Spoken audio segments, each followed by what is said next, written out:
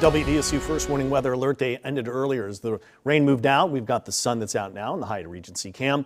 We're not done with the storms just yet. We are still tracking more storm activity. Right now it's offshore, showing you the WDSU first warning weather Doppler radar, but then we're going to get to the flood watch that's still in effect. It goes through tomorrow. So there's the storms well offshore right now, but I am tracking the chance that these are going to be moving northward tomorrow, and that'll bring back the next likeliest chance of storms. Flood watch in effect through 7 o'clock tomorrow, but some parishes have been shaved off of this, so the Baton Rouge area has been taken out of the watch. Real-time temperatures 70s. And we've got dew points down into the 60s. It is really, really comfy right now, but we'll recharge the atmosphere as soon as we go overnight and through the day tomorrow.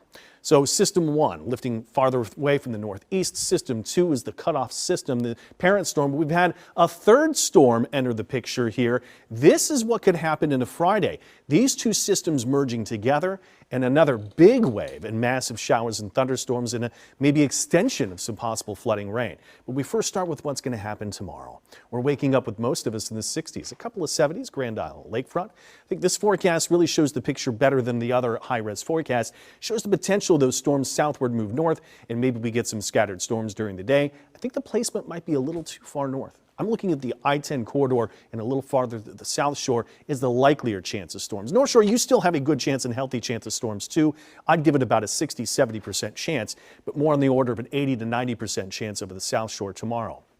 That coincides with the level 2 risk of flooding rain tomorrow, and that's a slight risk. That's why it's still a WDSU first warning weather alert day. The severe threat has been taken out for now. It could come back. Strong wind gusts potential could still exist. High temperatures, a little bit more sun shining through tomorrow to 82. It's not the widespread rain that we had in all the clouds today. Friday, this is where those two systems could merge. We could be looking at another big wave of rain, possible heavy thunderstorms within, and it could be raining for a better part of Friday and even heading into the Mother's Day weekend here. We are still under a level 2 risk of flooding that extends east and then a level 1 threat to those areas west. Several inches more rain are possible, so I'm at least making that an impact day. Could be upgraded. Do think with all the clouds on Friday, temperatures will be held in the 70s. There's a shot that we might spend most of that day about 72 or maybe even 60s for some. So still the flooding rain threat is still topping the list for the alert day. Still could have some severe events, though that's not unheard of. Storms likely are the South Shore tomorrow. More widespread storms then developing Friday as the two systems come together, so we may extend that flood threat through Friday. Head into the Mother's Day weekend, and this system will finally make some movement.